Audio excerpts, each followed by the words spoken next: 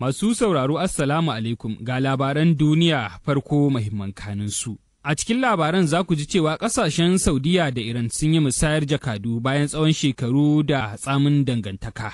Gwamnatin sojin Gabon ta baiwa hambararren shugaban ƙasar Ali Bongo damar fita daga ƙasar bayan yi masa juyin mulki. Haka kuma za ku ji cewa akalla mutane 31 ne aka tabbatar sun mutu a wata ambaliyar ruwa mafi muni da aka taɓa gani a kudancin ƙasar Brazil.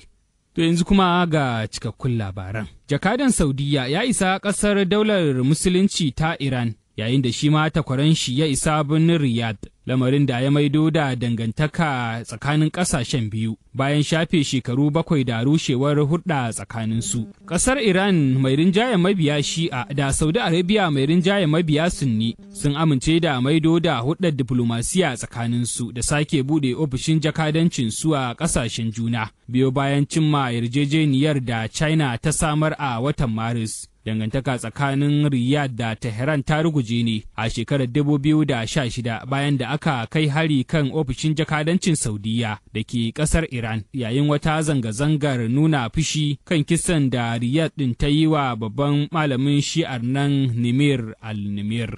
Birtaniya ta sanar da cewa za ta ayyana rundunar sojin haya ta ƙasar Rasha wato Wagner a matsayin haramtacciyar ƙungiyar 'yan ta'adda, inda ta ce rundunar ta kasance barazana ga zaman lafiyar duniya duk da cewa shugabanta Yevgeny Prigozhin ya mutu. Gwamnatin Birtaniya a jiya Laraba ta ce za a kawo ƙudurin majalisar dokokin ƙasar domin ayyana rundunar a matsayin ta ta'addanci ƙarƙashin dokar ta'addanci. Ayyanawar wadda a baya 'yan majalisar suka taɓa amincewa da ita za ta haramta goyon bayan Wagner wadda ta taka muhimmiyar rawa a wurin kutsen da Rasha ta yi a Ukraine. Haka kuma rundunar ta yi ayyuka a ƙasar Siriya da wasu ƙasashen Afirka da dama. Sakatariyar harkokin cikin gida Sula Braverman ta bayyana cewa Wagner na da hannu a sata da kuma kisa da rashin imani. Haramcin dai zai bayar da dama ga hukumomin Birtaniya su kwace kadarorin kungiyar duk da cewa damar za ta kasance tamkar hoto sakamakon Wagner ba ta aiki a Birtaniya.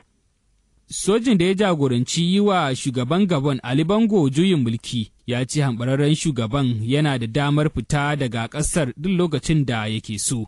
Janar Brice Oligui, wanda ya bayyana haka a wani saƙo da aka karanta a gidan talabijin na ƙasar ranar Laraba. Ya ce Ali Bongo yana da ‘yanci ya yi tafiye-tafiye kuma yana iya yin tafiya ƙasashen waje a duk lokacin da ya so yin hakan. An yi wa Bongo wanda ya shafe shekaru 14 a kan mulki ɗaurin talala tun a ranar 30 ga watan Agustan da ya gabata lokacin da sojoji suka kifar da gwamnatinsa ba tare da zubar da jini ba. Ƙasa da awa ɗaya bayan an ayyana shi a matsayin mutumin da ya lashe zaben shugaban ƙasar a karo na 3. Ranar Litinin aka rantsar da shi a matsayin shugaban ƙasar. Bongo ya yi fama da larurar shanyewar ɓarin jiki mai tsanani a watan Oktoban shekarar 2018. wadda ta hana shi walwala musamman yadda yake shan wahalar motsa kafarsa da hannunsa na dama.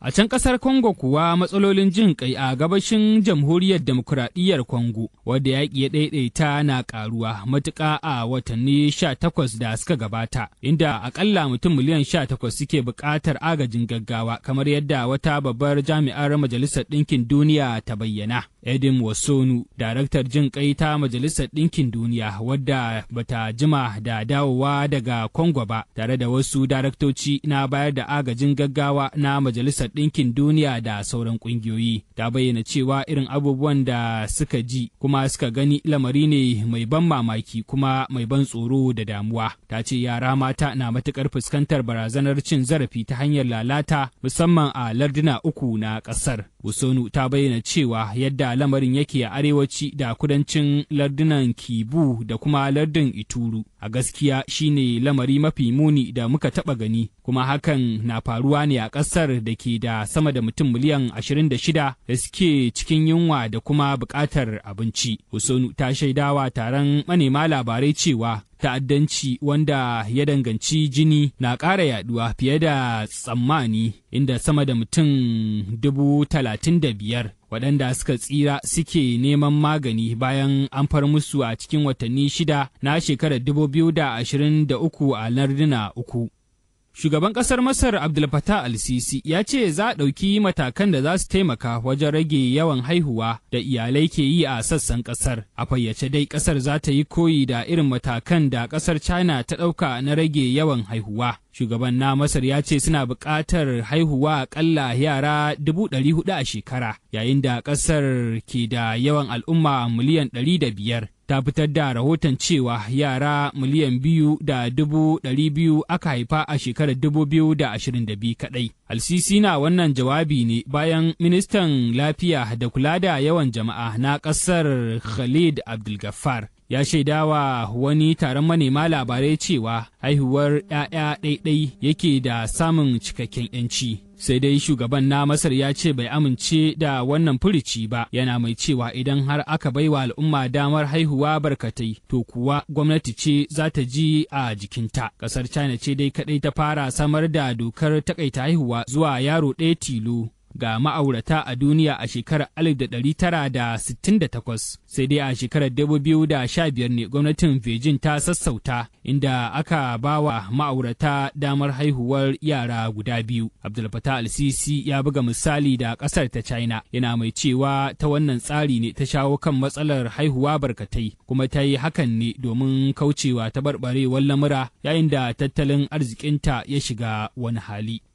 To a batun lafiya kuwa alkalma su nuna karuwar matasa da ke kamuwa da cutar kansa a sassan duniya, inda rahoton mujallar lafiya ta BMJ da ke bincike kan cutar ya bayyana cewa yanzu cutar kansa ta fi tsananta tsakanin 'yan ƙasa da shekaru 50, saɓanin a baya da aka fi ganin tsananinta a tsakanin dattijai. Rahoton da mujallar lafiyar ta BMJ ta Birtaniya mai bincike kan cutar kansa ta fitar a wannan larabar ta ce har yanzu ba a kai ga gano ainihin dalilin da ya sanya karuwar matasan da ke kamuwa da cutar ta kansa ba, amma binciken da ta gudanar ya nuna cewa tun daga shekarar 1990 zuwa shekarar 2019 alkalman matasa da ke kamuwa da cutar ya karu da kashi 80. Mujallar ta ce galibin masu kamuwa da cutar na tsakanin shekara 14 ne zuwa 45 maimakon dattijai da a baya ke yawan kamuwa da cutar. Masana dai sun sanya cutar kansa a sahun cutuka da suka fi addabar matasa 'yan ƙasa da shekaru 50 a yanzu, wanda suka ce na da nasaba da karuwar yawan jama'ar duniya, inda a ɓangare guda kuma wani rahoto na musamman ke alakanta hakan da rashin cin abinci mai gina jiki ko kuma abinci mai lafiya, baya ga karuwar zukar taba sigari da kwankwadar barasa a matsayin manyan dalilai da ke haddasa cutar tsakanin matasa. Sai dai duk da wannan rahoto na masana, mujallar ta BMJ ta ce babu cikakken dalili a kimiyyance da ke bayyana dalilin karuwar matasan da ke kamuwa da cutar ta kansa, wadda ta kashe fiye da mutane miliyan guda 'yan ƙasa da shekaru 50 daga shekarar 1990 zuwa shekarar 2019. An samu harbe-harbe tsakanin dakarun da ke aiki kan iyakar Pakistan da Afghanistan. Kamfanin dillancin labarai na Reuters ya ambato wata majiya daga dakarun Pakistan na cewa an yi harbe-harben. Mutanen yankin sun ce sun ji karar harbi a iyakar Tokam, kuma mutane sun yi ta gudu domin tsira da rayuwarsu. Jami'an da aka kai yankin aiki da suka nemi a sakaye sunansu sun ce an yi harbe-harben ne, amma babu wanda ya mutu a wajen. 'Yan sandan Isra'ila sun ce mutane biyu ne suka jikkata, wani ɗan Isra'ila da kuma wani ɗan yawon buɗe ido a wani harin wuƙa da aka kai kusa da tsohon birnin Kudus. Rundunar 'yan sandan ta ce wanda ya kai harin wani Bafalasɗine ne mai shekaru 17 da haihuwa, amma an kama shi ne yayin da yake neman tserewa 'yan sanda. Wannan dai shine lamari na baya-bayan nan a rikicin da ya ƙara muni cikin shekara ɗaya da rabi da ta gabata. Fiye da Falasɗinawa 200 waɗanda suka haɗa da masu fafutuka da fararen da aka kashe a wannan shekarar, da kuma Isra'ilawa 30, kusan dukkaninsu fararen hula amma har da sojoji guda 3. Aƙalla mutane 31 ne aka tabbatar sun mutu a wata ambaliyar ruwa mafi muni da aka taɓa gani a kudancin ƙasar Brazil. a jihar Rio Grande do Sul. Masu aikin ceto sun ce suna ci gaba da ƙoƙarin isa ga iyalai da suka makale a saman rufin gidajensu saboda yawan ruwan da aka samu sakamakon saukar ruwan sama mai nauyi. Daban mutane sun rasa gidajensu. Gwamnan jihar Edodo Liot ya ce lamarin shine bala'i mafi muni da ya shafi yanayi a tarihin yankin. Gwamna Lit ya ce daga abin da suka iya hangowa daga cikin jirgin sama wannan lamari ba abin da aka saba gani ba ne, ba al'ummomin gefen kogi ba ne kaɗai abin ya shafa, in ji shi. Shugaban ƙasar Ukraine Volodymyr Zelensky ya ce wani hari da ƙasar Rasha ta kai ya kashe mutane 16 a garin Kostantiyanika da ke yankin Donetsk da ke gabashin ƙasar. Ya ce wasu da dama sun jikkata sakamakon harin wanda aka yi a wata kasuwa, inda ya ce adadin waɗanda suka mutu na iya ƙaruwa. Mr. Zelensky ya bayyana harin a matsayin rashin imani. A halin da ake ciki, shugaban yankin ya ce wani harin roka da Rasha ta kai a yankin ya jikata mutane 2 tare da lalata wani abu na more rayuwa mamallakar fararen hula, ba tare da bayyana ko menene abin ba. Wani lamari na daban kuma, Majalisar Dokokin Ukraine ta tabbatar da naɗin Rusim Ol a matsayin ministan tsaron ƙasar. 'Yan sanda a Zambia sun kama matar tsohon shugaban ƙasar Edgar Lungu kan tuhume-tuhume 3, ciki har da zargin satar wata mota, zargin da ta musanta. Esther Lungu, wanda yanzu haka ake tsare da ita a birnin Lusaka na ƙasar, an kama ta ne tare da wasu mutane 3 na daban. Kakakin 'yan sanda Dani Muwali ya tabbatar da faruwar lamarin cikin wata sanarwar cewa an kama matar kuma ana tuhumarta da satar wasu takardun fili a Lusaka. Dukkaninsu ana zargin su ne da mallakar kadarori ba bisa ka'ida ba. Da yawa daga cikin ministocin ƙasar da suka gabata da wasu manyan jami'ai na tsare ana bincikensu kamar yadda ake tsare da Mr. Lungu. Dukkaninsu sun musanta zargin da ake yi musu. Shugabannin ƙasashen Afirka sun ba da shawarar bullo da sabbin haraji a dukkan faɗin duniya domin ɗaukar nauyin matakan magance sauyin yanayi. Shawarar na kunshe ne a wata sanarwa da aka yi mata lakabi da Nairobi Declaration, wadda aka fitar a ƙasashen ko kuma a ƙarshen taron sauyin yanayi na kwana 3 da aka yi a babban birnin ƙasar. Da yake jawabi bayan kammala taron, shugaban ƙasar Kenya William Ruto ya ce lokaci ya yi da ya kamata lamarin ya sauya. Mr. Ruto ya ce sun samu matsaya ɗaya wadda suka gina kan tabbacin cewa nahiyar Afirka na da dukkan abin da take bukata wurin tsaftace tattalin arziki da kuma zama jagora a yunkurin inganta yanayin duniya baki ɗaya. Shugabannin ƙasashen sun ce sanarwar za ta zama tushen tattaunawarsu a taron koli kan sauyin yanayi na duniya wato COP28 da za a yi a watan Nuwamba a Dubai. Gwamnatin Sudan ta yi kira ga kamfanonin jiragen sama da su koma zirga-zirga a ƙasar bayan da kamfanin Egypt Air ya koma jigila a ƙasar karo na farko tun bayan ɓarkewar rikici a ƙasar cikin watan Afrilu. A ranar Talata da safe, jirgin saman Egypt Air ɗauke da fasinjoji guda 100 daga birnin Alkahira ya sauka birnin Port Sudan da ke gabashin Sudan, sannan ya koma Masar da rana. Gwamnan jihar Red Sea Fatallah Hajj Ahmad ya shaidawa kafar yada labarai cewa saukar jirgin Egypt Air a ƙasar alama ce da ke nuna cewa an samu kwanciyar hankali a ƙasar ta yadda jiragen ƙasashen duniya za su iya yin jigila a ƙasar. Cikin watan Afrilu ne Sudan ta rufe sararin samaniyarta bayan da aka samu ɓarkewar yaƙi tsakanin sojojin ƙasar da dakarun RSF. A ranar 15 ga watan Agusta ne kuma hukumar kula da zirga-zirgar jiragen sama ta ƙasar ta bayyana buɗe sararin samaniyar ƙasar a gabashin ƙasar. To ƙarshen labaran duniyar kenan. Masu sauraro Assalamu alaikum, ga labaran duniya, farko muhimman kanunsu. A cikin labaran za ku ji cewa ƙasashen Saudiya da Iran sun yi musayar jakadu bayan tsawon shekaru da tsamin dangantaka. Gwamnatin sojin Gabon ta baiwa hambararren shugaban ƙasar Ali Bongo damar fita daga ƙasar bayan yi masa juyin mulki. Haka kuma za ku ji cewa akalla mutane 31 ne aka tabbatar sun mutu a wata ambaliyar ruwa mafi muni da aka taɓa gani a kudancin ƙasar Brazil. To yanzu kuma ga cikakkun labaran. Jakadan Saudiya ya isa ƙasar daular Musulunci ta Iran yayin da shi ma takwaran shi ya isa birnin Riyadh, lamarin da ya maido da dangantaka tsakanin ƙasashen biyu bayan shafe shekaru 7 da rushewar hulɗa tsakaninsu. Ƙasar Iran mai rinjayen mabiya Shi'a da Saudi Arabia mai rinjayen mabiya Sunni sun amince da maido da hulɗar diflomasiya tsakaninsu da sake buɗe ofishin jakadancin su a ƙasashen juna, biyo bayan cimma yarjejeniyar da China ta samar a watan Maris. Dangantaka tsakanin Riyadh da Tehran ta ruguje ne a shekarar 2016 bayan da aka kai hari kan ofishin jakadancin Saudiya da ke ƙasar Iran yayin wata zanga-zangar nuna fushi kan kisan da Riyadh ɗin ta yi wa babban malamin shi'ar nan Nimir al-Nimir.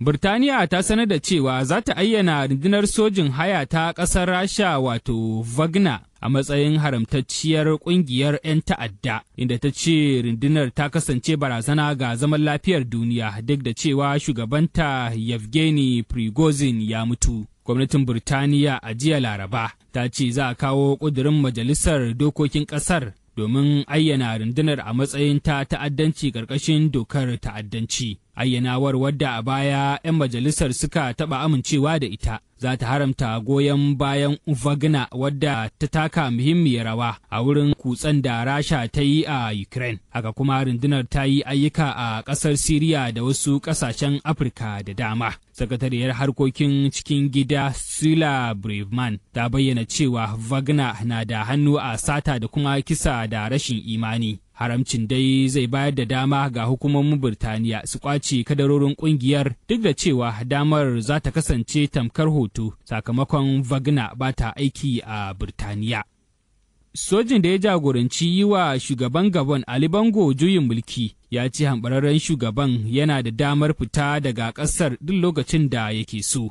Janar Brice Oligui, wanda ya bayyana haka a wani saƙo da aka karanta a gidan talabijin na ƙasar ranar Laraba. Ya ce Ali Bongo yana da ‘yanci ya yi tafiye-tafiye kuma yana iya yin tafiya ƙasashen waje a duk lokacin da ya so yin hakan. An yi wa Bongo wanda ya shafe shekaru 14 a kan mulki ɗaurin talala tun a ranar 30 ga watan Agustan da ya gabata lokacin da sojoji suka kifar da gwamnatinsa ba tare da zubar da jini ba. Ƙasa da awa ɗaya bayan an ayyana shi a matsayin mutumin da ya lashe zaben shugaban ƙasar a karo na 3. Ranar Litinin aka rantsar da shi a matsayin shugaban ƙasar. Bongo ya yi fama da larurar shanyewar ɓarin jiki mai tsanani a watan Oktoban shekarar 2018. wadda ta hana shi walwala musamman yadda yake shan wahalar motsa kafarsa da hannunsa na dama. A can ƙasar Congo kuwa matsalolin jin ƙai a gabashin jamhuriyar demokuraɗiyyar Congo wadda yaƙi ya ɗaiɗaita na ƙaruwa matuƙa a watanni 18 da suka gabata, inda aƙalla mutum miliyan 18 suke buƙatar agajin gaggawa kamar yadda wata babbar jami'ar Majalisar Ɗinkin Duniya ta bayyana. Edim Wasonu, daraktar jin ƙai ta Majalisar Ɗinkin Duniya wadda bata jima da dawowa daga Congo ba, tare da wasu daraktoci na bayar da agajin gaggawa na Majalisar Ɗinkin Duniya da sauran ƙungiyoyi, ta bayyana cewa irin abubuwan da suka ji kuma suka gani lamari ne mai ban mamaki kuma mai ban tsoro da damuwa. Ta ce yara mata na matuƙar fuskantar barazanar cin zarafi ta hanyar lalata musamman a larduna 3 na ƙasar. Wasonu ta bayyana cewa yadda lamarin yake a arewaci da kudancin lardunan Kibu da kuma lardin Ituru a gaskiya shine lamari mafi muni da muka taɓa gani, kuma hakan na faruwa ne a ƙasar da ke da sama da mutum miliyan 26 da suke cikin yunwa da kuma buƙatar abinci. Wasonu ta shaidawa taron manema labarai cewa ta'addanci wanda ya danganci jini na ƙara yaduwa fiye da tsammani, inda sama da mutum 35,000 waɗanda suka tsira suke neman magani bayan an far musu a cikin watanni 6 na shekarar 2023 a larduna 3. Shugaban ƙasar Masar Abdel Fattah al-Sisi ya ce za a ɗauki matakan da za su taimaka wajen rage yawan haihuwa da iyalai ke yi a sassan ƙasar. A fayyace dai ƙasar za ta yi koyi da irin matakan da ƙasar China ta ɗauka na rage yawan haihuwa. Shugaban na Masar ya ce suna buƙatar haihuwa aƙalla yara 400,000 a shekara, yayin da ƙasar ke da yawan al'umma miliyan 500. Ta fitar da rahoton cewa yara miliyan 2,200,000 aka haifa a shekarar 2022 kaɗai. Al-Sisi na wannan jawabi ne bayan ministan lafiya da kula da yawan jama'a na ƙasar Khalid Abdulgafar ya shaidawa wani taron manema labarai cewa haihuwar 'ya'ya ɗaiɗai yake da samun cikakken 'yanci. Sai dai shugaban na Masar ya ce bai amince da wannan furici ba, yana mai cewa idan har aka baiwa al'umma damar haihuwa barkatai to kuwa gwamnati ce za ta ji a jikinta. Ƙasar China ce dai kaɗai ta fara samar da dokar takaita haihuwa zuwa yaro ɗaya tilo ga ma'aurata a duniya a shekarar 1968, sai dai a shekarar 2015 ne gwamnatin Beijing ta sassauta, inda aka ba wa ma'aurata damar haihuwar yara guda biyu. Abdul Fattah al-Sisi ya buga misali da ƙasar ta China, yana mai cewa ta wannan tsari ne ta shawo kan matsalar haihuwa barkatai, kuma ta yi hakan ne domin kaucewa taɓarɓarewar lamura yayin da tattalin arzikinta ya shiga wani hali. To a batun lafiya kuwa alkalma su nuna karuwar matasa da ke kamuwa da cutar kansa a sassan duniya, inda rahoton mujallar lafiya ta BMJ da ke bincike kan cutar ya bayyana cewa yanzu cutar kansa ta fi tsananta tsakanin 'yan ƙasa da shekaru 50, saɓanin a baya da aka fi ganin tsananinta a tsakanin dattijai. Rahoton da mujallar lafiyar ta BMJ ta Birtaniya mai bincike kan cutar kansa ta fitar a wannan larabar ta ce har yanzu ba a kai ga gano ainihin dalilin da ya sanya karuwar matasan da ke kamuwa da cutar ta kansa ba, amma binciken da ta gudanar ya nuna cewa tun daga shekarar 1990 zuwa shekarar 2019 alkalman matasa da ke kamuwa da cutar ya karu da kashi 80. Mujallar ta ce galibin masu kamuwa da cutar na tsakanin shekara 14 ne zuwa 45 maimakon dattijai da a baya ke yawan kamuwa da cutar. Masana dai sun sanya cutar kansa a sahun cutuka da suka fi addabar matasa 'yan ƙasa da shekaru 50 a yanzu, wanda suka ce na da nasaba da karuwar yawan jama'ar duniya, inda a ɓangare guda kuma wani rahoto na musamman ke alakanta hakan da rashin cin abinci mai gina jiki ko kuma abinci mai lafiya, baya ga karuwar zukar taba sigari da kwankwadar barasa a matsayin manyan dalilai da ke haddasa cutar tsakanin matasa. Sai dai duk da wannan rahoto na masana, mujallar ta BMJ ta ce babu cikakken dalili a kimiyyance da ke bayyana dalilin karuwar matasan da ke kamuwa da cutar ta kansa, wadda ta kashe fiye da mutane miliyan guda 'yan ƙasa da shekaru 50 daga shekarar 1990 zuwa shekarar 2019. An samu harbe-harbe tsakanin dakarun da ke aiki kan iyakar Pakistan da Afghanistan. Kamfanin dillancin labarai na Reuters ya ambato wata majiya daga dakarun Pakistan na cewa an yi harbe-harben. Mutanen yankin sun ce sun ji karar harbi a iyakar Tukam, kuma mutane sun yi ta gudu domin tsira da rayuwarsu. Jami'an da aka kai yankin aiki da suka nemi a sakaye sunansu sun ce an yi harbe-harben ne amma babu wanda ya mutu a wajen. 'Yan sandan Isra'ila sun ce mutane biyu ne suka jikkata, wani ɗan Isra'ila da kuma wani ɗan yawon buɗe ido a wani harin wuƙa da aka kai kusa da tsohon birnin Kudus. Rundunar 'yan sandan ta ce wanda ya kai harin wani Bafalasɗine ne mai shekaru 17 da haihuwa, amma an kama shi ne yayin da yake neman tserewa 'yan sanda. Wannan dai shine lamari na baya-bayan nan a rikicin da ya ƙara muni cikin shekara ɗaya da rabi da ta gabata. Fiye da Falasɗinawa 200 waɗanda suka haɗa da masu fafutuka da fararen da aka kashe a wannan shekarar, da kuma Isra'ilawa 30, kusan dukkaninsu fararen hula amma har da sojoji guda 3. Aƙalla mutane 31 ne aka tabbatar sun mutu a wata ambaliyar ruwa mafi muni da aka taɓa gani a kudancin ƙasar Brazil. A jihar Rio Grande do Sul, masu aikin ceto sun ce suna ci gaba da ƙoƙarin isa ga iyalai da suka makale a saman rufin gidajensu saboda yawan ruwan da aka samu sakamakon saukar ruwan sama mai nauyi. Daban mutane sun rasa gidajensu. Gwamnan jihar Edodo Liot ya ce lamarin shine bala'i mafi muni da ya shafi yanayi a tarihin yankin. Gwamna Lit ya ce daga abin da suka iya hangowa daga cikin jirgin sama, wannan lamari ba abin da aka saba gani ba ne, ba al'ummomin gefen kogi ba ne kaɗai abin ya shafa, in ji shi. Shugaban ƙasar Ukraine Volodymyr Zelensky ya ce wani hari da ƙasar Rasha ta kai ya kashe mutane 16 a garin Kostantiyanika da ke yankin Donetsk da ke gabashin ƙasar. ya ce wasu da dama sun jikkata sakamakon harin wanda aka yi a wata kasuwa, inda ya ce adadin waɗanda suka mutu na iya ƙaruwa. Mr. Zelensky ya bayyana harin a matsayin rashin imani. A halin da ake ciki, shugaban yankin ya ce wani harin roka da Rasha ta kai a yankin ya jikata mutane biyu tare da lalata wani abu na more rayuwa mamallakar fararen hula, ba tare da bayyana ko menene abin ba. Wani lamari na daban kuma, Majalisar Dokokin Ukraine ta tabbatar da naɗin Rusim Ol a matsayin ministan tsaron ƙasar. 'Yan sanda a Zambia sun kama matar tsohon shugaban ƙasar Edgar Lungu kan tuhume-tuhume 3, ciki har da zargin satar wata mota, zargin da ta musanta. Esther Lungu, wanda yanzu haka ake tsare da ita a birnin Lusaka na ƙasar, an kama ta ne tare da wasu mutane 3 na daban. Kakakin 'yan sanda Dani Muwali ya tabbatar da faruwar lamarin cikin wata sanarwar cewa an kama matar kuma ana tuhumarta da satar wasu takardun fili a Lusaka. Dukkaninsu ana zargin su ne da mallakar kadarori ba bisa ka'ida ba. Da yawa daga cikin ministocin ƙasar da suka gabata da wasu manyan jami'ai na tsare ana bincikensu kamar yadda ake tsare da Mr. Lungu. Dukkaninsu sun musanta zargin da ake yi musu.